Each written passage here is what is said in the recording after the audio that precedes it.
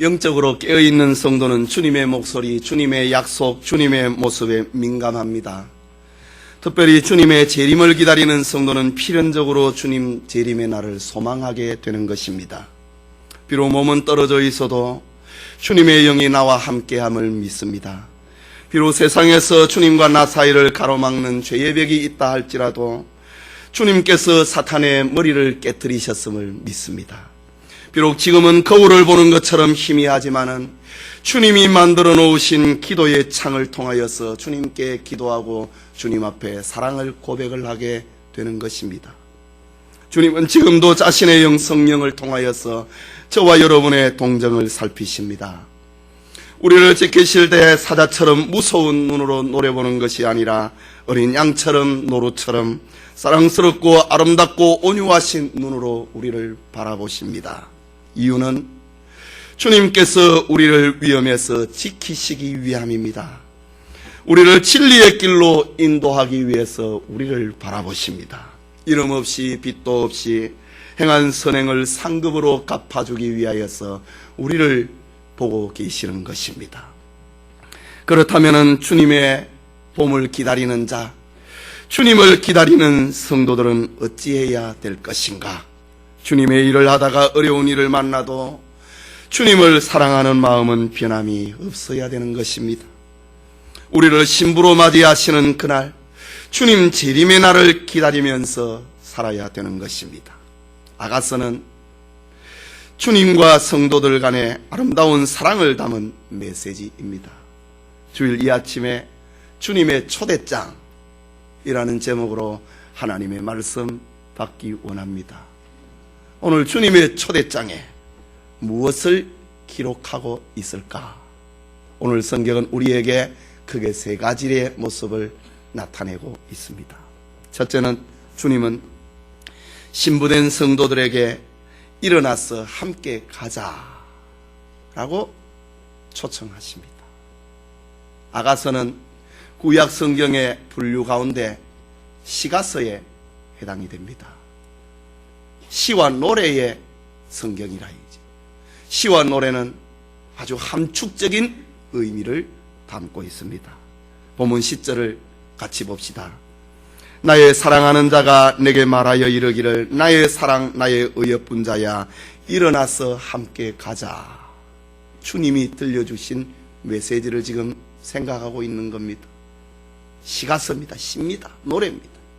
요 10절 말씀은 크게 세 부분으로 구분을 해볼 수 있습니다. 하나는 나의 사랑하는 자야, 나의 사랑하는 자가 라는 것이고, 둘째는 내게 말하여 이르기를 나의 사랑 나의 의협분 자야 라는 말이고, 그리고 일어나서 함께 가자.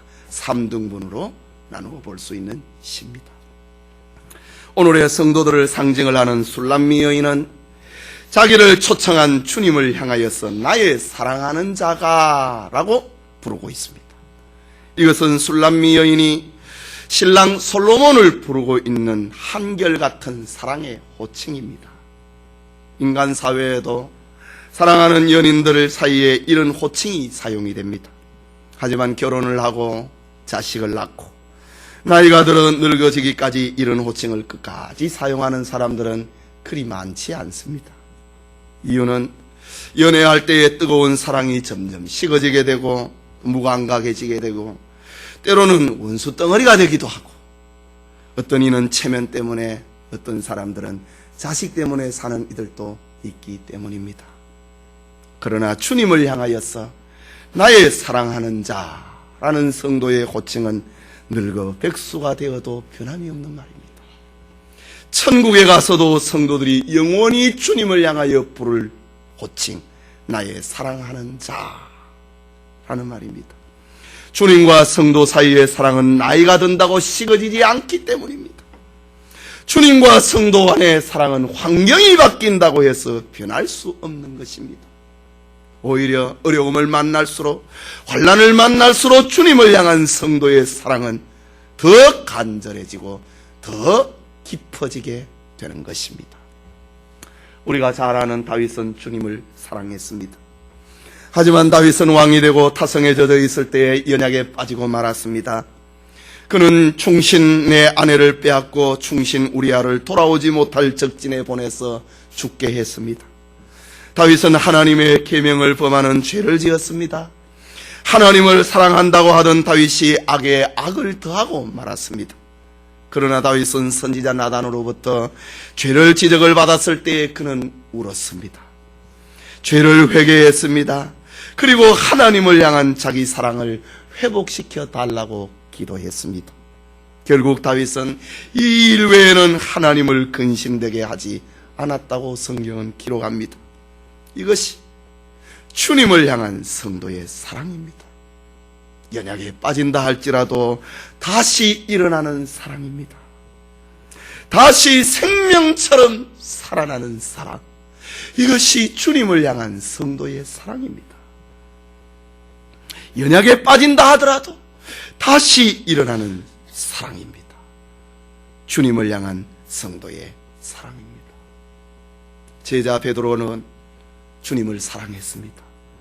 그러나 베드로는 죽음이 들어와서 주님을 모른다고 3번이나 부인했습니다. 그는 살기 위해서 주님을 저주까지 했습니다.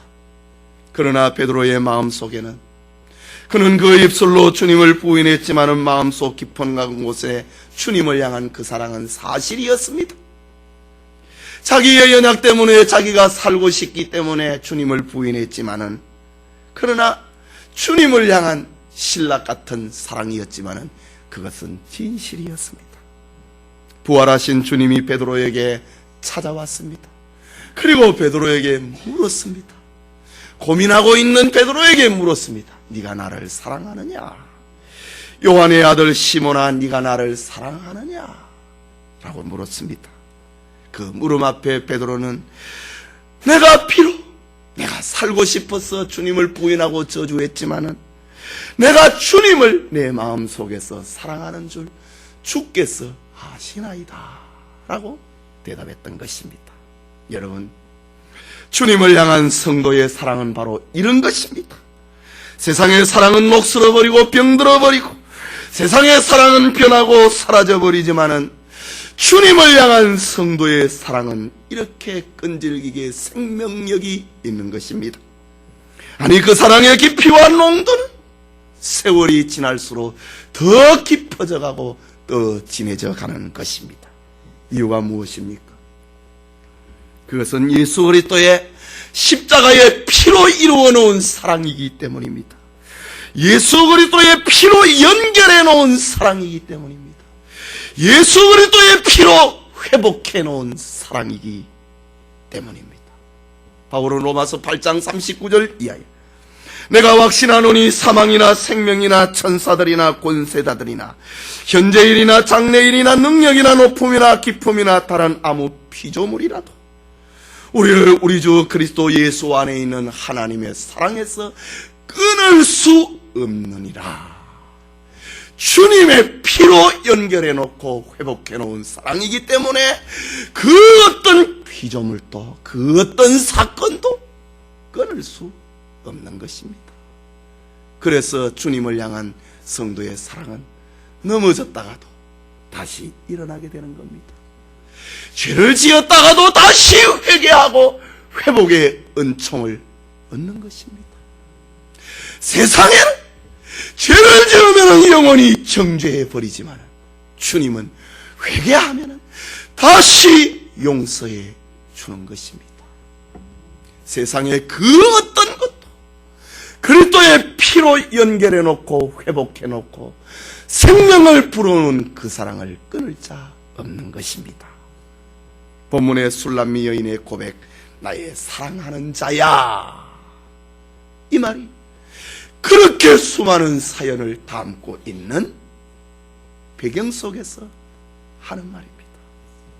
계속해서 술람미 여인은 신랑 되신 주님이 자기를 초대하면서 들려주었던 그 말을 지금 생각을 합니다. 그게 무엇입니까? 나의 사랑하는 자가 내게 말하여 이르기를 나의 사랑 나의 의협분 자야 일어나서 함께 가자. 이 말을 지금 신부된 술람미 여인은 생각하고 있는 것입니다. 여기 나의 사랑 나의 어여쁜 자야, 이 말은 주님이 성도들에게 들려주는 말입니다.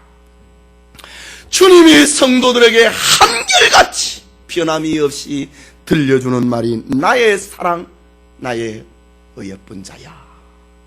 좀 키가 작고 좀 몸이 뚱뚱하고 얼굴이 좀 못생겨도 주님은 나의 사랑 나의 어여쁜 자야 라고 한결같이 불러줍니다. 우리가 나이가 어릴 때에도 귀여울 때에도 그렇게 부를 뿐만 아니라 나이가 늙어서 아무 모양새가 없고 아무 맵시도 없고 볼품이 없어도 주님은 나의 사랑 나의 어여쁜 자야 변함없이 우리를 불러주십니다.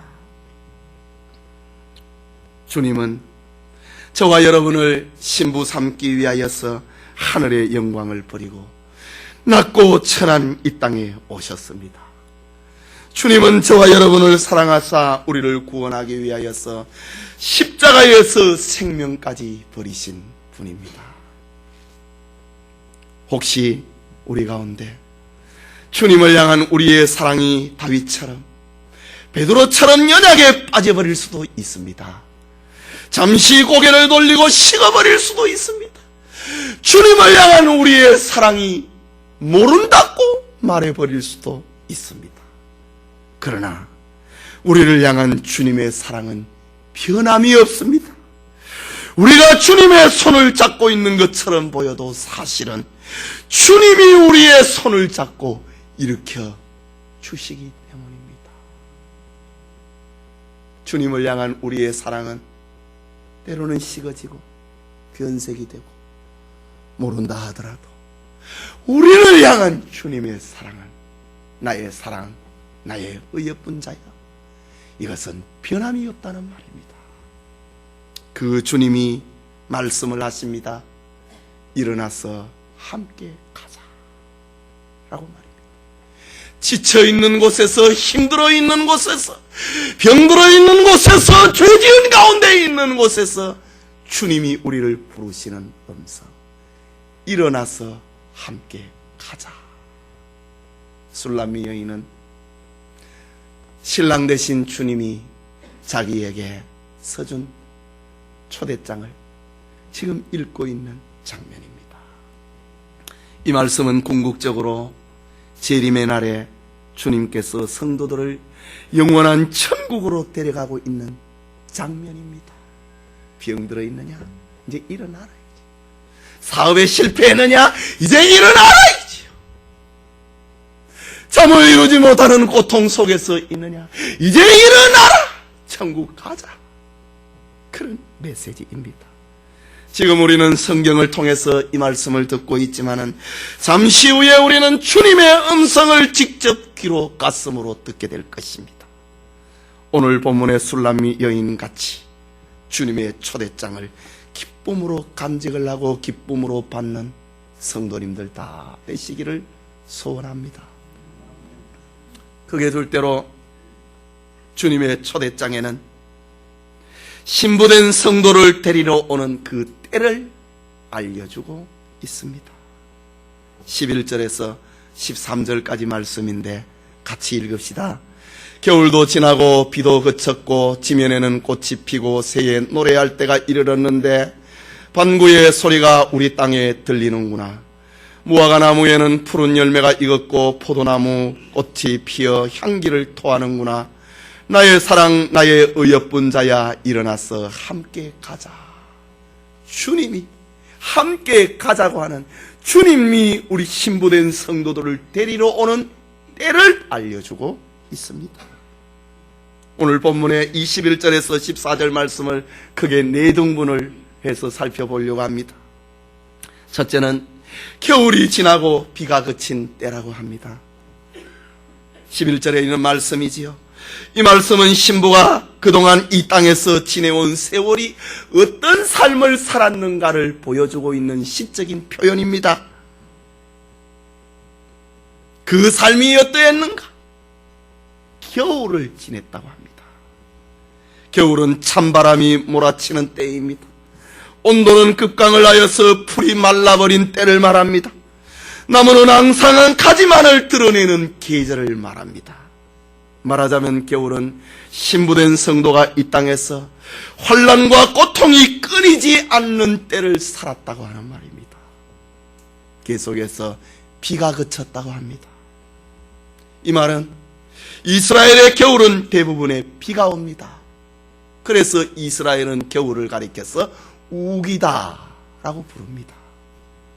하지만 겨울비는, 겨울에 내리는 비는 내리자마자 얼어붙어 버리기 때문에 대지를 더 힘들게, 그곳에 사는 사람들을 더 힘들게 만듭니다.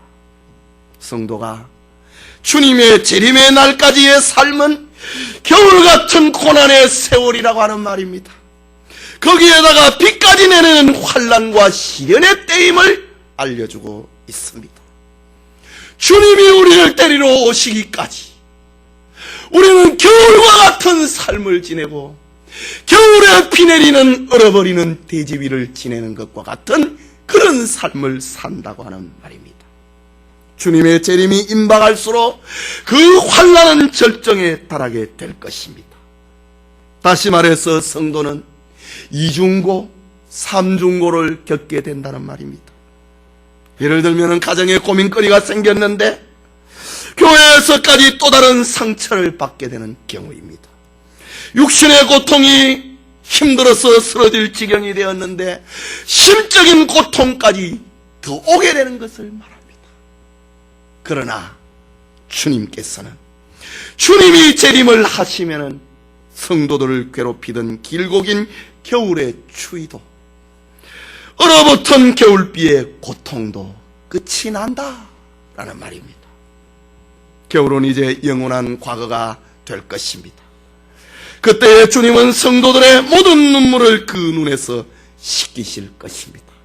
다시 사망이 없고 애통하는 것이나 곡하는 것이나 아픈 것이 다시 있지 아니하리니 이는 처음 것들이 다 지나갔음이로라.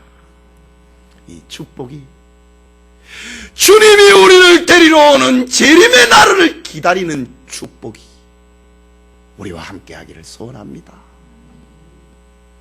계속해서 일어나서 함께 가자고 들려주시는 그 재림의 때를 가르쳐 주시기를, 지면에는 꽃이 피는 때라고 합니다. 12절에 있는 말씀입니다. 겨울 내내 땅속에 묻혀있던 식물들이 화창한 봄이 오면은 생명의 싹을 내고 꽃을 피우게 됩니다. 요즘 우리의 대지에 얼마나 벚꽃이 피고 개나리가 활짝 핀 장면을 봅니까? 이 같은 자연의 신비는 주님 재림의 날에 성도들에게도 이루어질 것입니다. 주님이 재림하시면은 땅속에 묻혀있던 성도들이 육체가 호련히 신령한 몸을, 부활체를 입게 될 것을 말하는 것입니다. 그것은 마치 땅속에서 생명의 싹이 나와서 꽃을 피우는 것과 같이 우리 모두는 다 신령한 형체, 부활체를 입게 될 것입니다.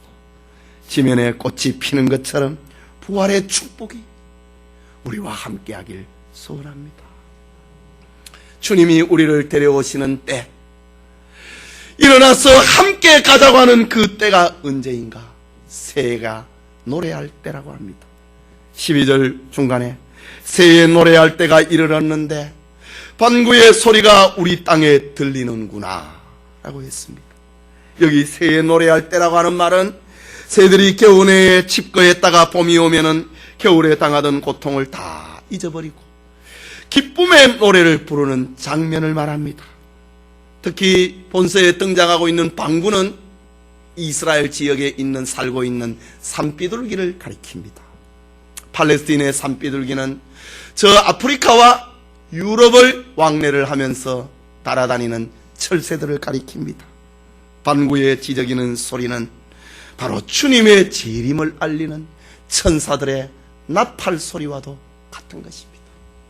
겨울에 저 아프리카로 날아갔던 산비둘기들이 봄이 되면은 팔레스틴으로 날아오는 것입니다. 오늘 시인은 이런 모습이 바로 신랑 되신 주님이 성도들을 데리러 오는 천사들의 나팔처럼 묘사하고 있는 것입니다. 사실 우리는 주님의 재림의 날과 그 시간을 알 수 없습니다. 그 징조를 통하여서 재림의 시기는 짐작을 할 수는 있어도 정확한 때와 시는 알 수 없습니다. 그러나 대륙을 날아다니는 철새가 봄이 되면은 팔레스틴에 찾아오듯이 주님의 재림도 때가 되면은 이 땅에 우리의 삶에 찾아오게 될 것이라는 말입니다. 그러므로 성도는 그날을 소망을 하며 깨어 있어야 할 것입니다. 또 하나는 일어나라 함께 가자. 주님의 재림의 때를 알리는 마지막 메시지는 무화과가 있고 포도나무의 꽃이 향기를 토하는 때다 라고 합니다. 13절 말씀입니다. 무화과 나무에는 푸른 열매가 익었고 포도나무는 꽃이 피어 향기를 토하구나. 나의 사랑 나의 의협분 자야 일어나서 함께 가자 라고 합니다. 본문에 나타나고 있는 무화과 나무 그리고 포도나무는 이스라엘을 상징을 합니다. 좀 더 넓은 의미에서 포도나무와 무화과 나무는 오늘의 교회를, 성도들을 가리키는 말입니다. 그렇다면 무화과 나무의 푸른 열매가 이제 익었다, 포도나무에 꽃이 피어서 향기를 발하게 되었다, 이 말은 성도들이 다 익었다는 말입니다. 성도들이 성숙했다고 하는 말입니다. 마치 가을이 되면은 농부가 곡식을 베어서 창고에 저장을 하듯이 성도들이 영적으로 성숙을 하고 열매를 거두어서 곡간에 드릴 때가 되었음을 알려주고 있습니다. 우리에게 주님 재림의 시간을 우리에게 더 연장을 시키는 것은 여러분의 믿음이 더 있기를 기다리신다. 무화과 나무의 푸른 열매가 노랗고 빨갛게 익기를 기다리듯이 포도나무의 꽃이 향기를 토하도록 기다리듯이 주님의 재림이 늦어지는 것은 우리가 더 성숙하기를, 우리의 열매가 푸른 것에서 노랗고 빨간색으로 익어지기를 기다리고 계시는 주님의 사랑이라고 해야 할 것입니다. 우리에게 더 기회를 주시는, 우리에게 더 시간을 주시는 주님의 사랑이라고 해야 할 것입니다. 그러나 때가 되면은 주님은 성도들에게 말씀하십니다. 나의 사랑 나의 의협분 자야 일어나서 함께 가자. 내가 너를 위하여 예비한 저 영원한 천국으로 가야 되겠다. 나와 함께 천국 가자. 영원한 하늘나라로 가자 라는 말을 하십니다. 성도님, 겨울이 지나고 봄이 오면은 지면에 꽃이 피고 새들이 노래하고 무화과 열매와 포도나무의 꽃이 향기를 토하듯이 주님 재림의 날도 우리에게 임하게 될 것입니다. 대자연의 봄을 누가 대항할 자가, 저항할 자가 있겠습니까? 예수 그리스도의 재림은 마침내 세계를 뒤흔들고 오고 말 것입니다. 주님의 초대장을 받은 신부된 성도님, 그날을 믿고 그날을 기다리는 은총, 그 초대장을 잊어버리거나 망각하지 말고 그것을 가슴에 담고 언제든지 꺼내서 펼칠 수 있는 초대장을 간직하는 성도들 다 되기를 소원합니다. 마지막으로 주님은 이 초대장을 받은 성도들에게, 신부된 성도들에게 부탁합니다. 그것이 14절 말씀입니다. 같이 읽읍시다. 바위 틈 낭떠러지 은밀한 곳에 있는 나의 비둘기야, 나로 내 얼굴을 보게 하라. 네 소리를 듣게 하라. 내 소리는 부드럽고 내 얼굴은 아름답구나.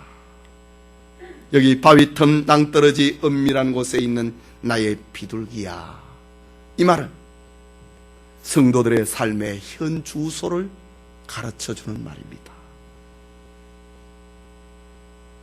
은밀한 곳에 있는 비둘기는 바로 성도들의 다른 이름인데, 산비둘기는 독수리나 사나운 조류에게서 자신을 보호하기 위해서 바위 틈에다가, 낭떠러지 은밀한 곳에다가 자기의 둥지를 틉니다.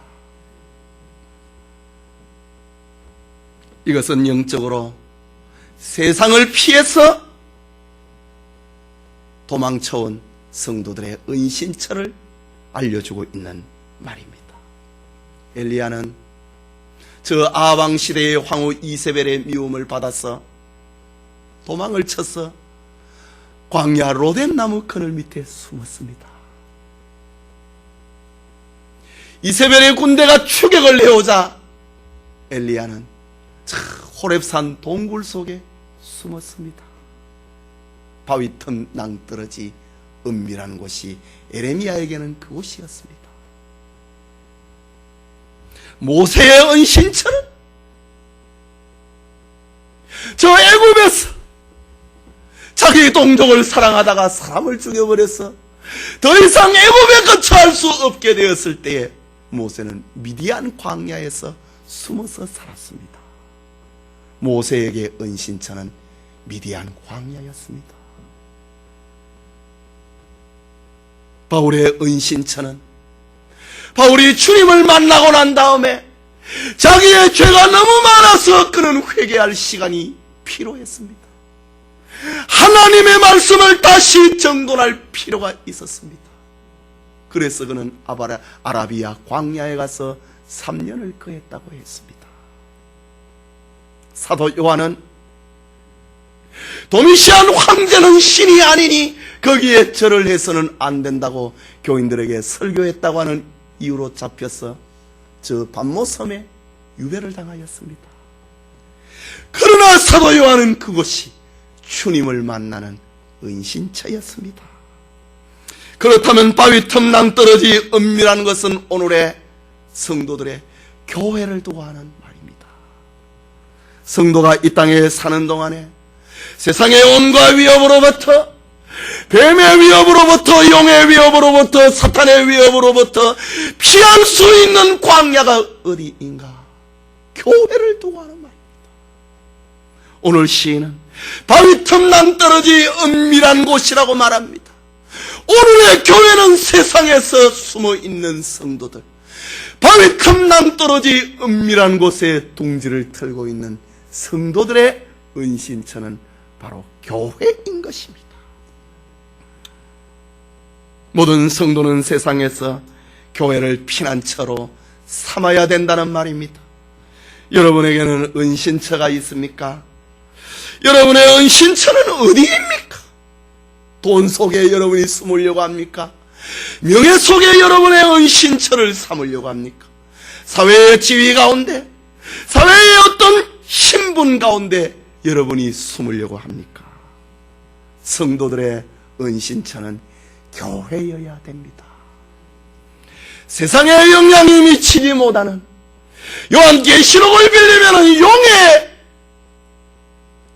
영향력이 미치지를 못하는 교회가 성도들의 은신처여야 됨을 알려주고 있습니다. 술람이 여인처럼 주님의 몸된 교회, 사망의 권세가 미치지 못하고 사단의 권세가 삼키지 못하는 바위틈 낭떠러지 은밀한 주님의 교회를 여러분의 피난처로 삼으시기를 바랍니다.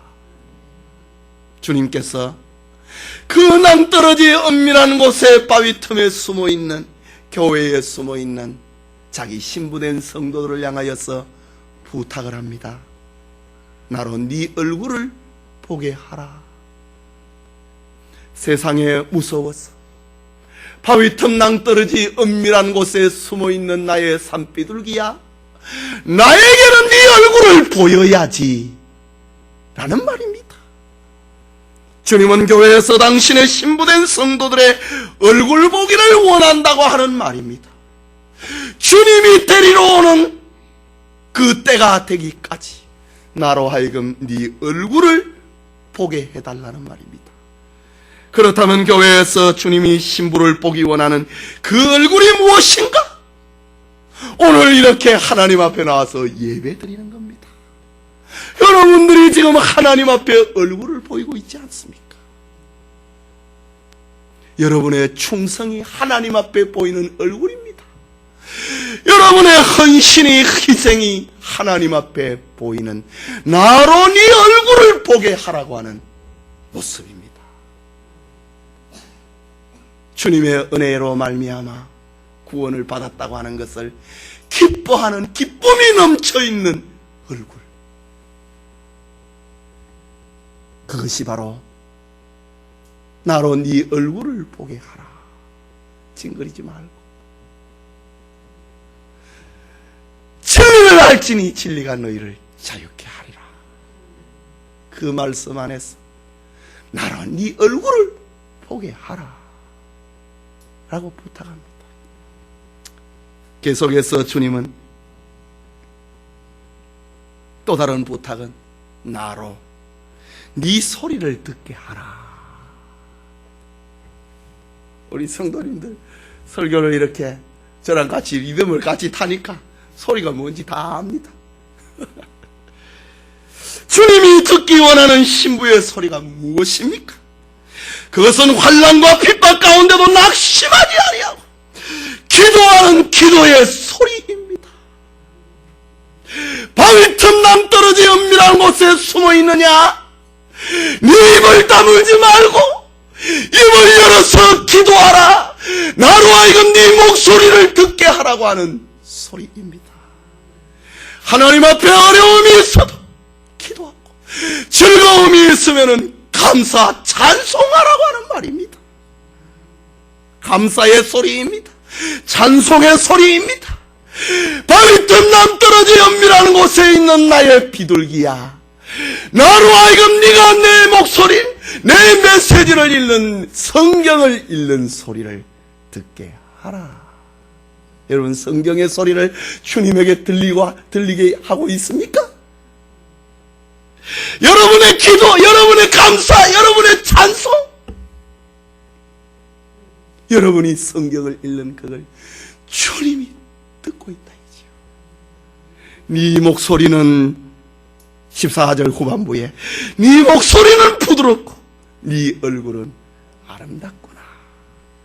우리의 기도 소리를 주님은 그렇게 부드럽다 이지요. 우리가 하나님 앞에 예배를 드리고 기뻐하고 있는 모습, 주님의 사랑 안에 있다고 하는 여기에 기뻐하고 감사하는 그 모습이 그렇게도 부드럽다 이지요. 얼굴이 볼품이 없어도, 아무리 염호 필요도 안 돼도 주님은 네 얼굴은 그렇게 부드럽구나. 우리 할머니들 부드럽지 못하지. 얼굴이 암만 피워도 안 돼요. 그러나 주님은 우리의 얼굴이 네가 그렇게도 부드럽구나, 네 목소리가 그렇게도 아름답구나 라고 말씀하고 계십니다. 주님 앞에 여러분의 얼굴을 보여드리고 주님 앞에 여러분의 목소리를 들려드리는 은총이 있기를 바랍니다. 주님은 우리 목소리 듣기를 그리 원하시고 주님은 우리의 얼굴 보기를 그렇게도 원하십니다. 내 소리는 부드럽고 네 얼굴은 아름답구나. 낭떠러지 바위틈 은밀한 곳에 있는 교회 안에 있는 우리 영천의 성도님, 오늘도 주님 앞에 얼굴을 보이고 주님 앞에 믿음의 소리를 내는 축복이 있기를 소원합니다. 성도 여러분, 다시 오실 주님께서 신부된 성도들을 초청하십니다. 나의 사랑, 나의 어여쁜 자야, 일어나서 함께 가자 라고 말입니다. 우리는 지금 성경을 통해서 주의 음성을 듣지만은 잠시 후에 주님의 목소리를 우리가 직접 듣게 될 것입니다. 그날에 우리 모두는 모든 환난과 근심에서 벗어나 주님과 함께 영원한 천국으로 갈 것입니다. 주님은 사랑하는 신부에게 준 초대장에 자신이 올 때를 알려주고 있습니다. 그날은 겨울이 지나고 비가 그치고 지면에 꽃이 피고 새들이 노래하고 무화과 열매와 포도나무의 꽃이 향기를 토하는 날이 되리라고 했습니다. 우리도 그날을 믿고 그날을 기다리며 살아야 할 것입니다. 하지만 오늘 우리의 삶의 현 주소는 천국이 아니고 세상입니다. 바위 틈 낭떠러지 은밀한 곳이라고 우리에게 들려주고 있습니다. 세상에서 성도들은 사나운 짐승과 세상의 오염을 피하기 위하여서 교회라고 하는 곳에 은신처를 삼고 살고 있습니다. 그 주님께서는 우리에게 이곳 교회에서 해야 할 일을 말씀하고 있습니다. 나의 사랑, 나의 어여쁜 자야, 일어나서 함께 가자. 그때까지 나로 네 얼굴을 보게 하라. 그때까지 나로 네 목소리를 듣게 하라. 그렇다면 성도는 교회에서 주님께 얼굴을 보여야 됩니다. 예배의 얼굴입니다. 사랑의 얼굴입니다. 충성과 헌신의 얼굴입니다. 뿐만 아니라 주님께 내 목소리를 들리게 해야 됩니다. 그것이 기도입니다. 감사입니다. 찬송입니다. 그리고 또 다른 사람들을 전도하는 목소리입니다. 성도 간의 아름다운 교제의 소리, 주님이 듣기 원하시는 사랑의 소리입니다. 오늘 우리가 살고 있는 세상은 말세를 맞이한 것 같습니다. 그래서 주님의 초청에 얼마나 무반응하고 주님의 초청에 얼마나 무감각해져 있는지 모릅니다. 그러나 신랑 되신 주님의 신부된 우리는 주님의 음성을 들어야 됩니다. 세상 사람들은 안 들어도 주님의 신부된 우리는 주님의 목소리를 들어야 됩니다. 일어나서 주님과 함께 가야 할 때가 다가오고 있습니다. 그때까지 우리의 얼굴을 주님께 보이고 우리의 목소리를 주님께 들려드리는 축복이 우리 모두와 함께 하기를 축원합니다.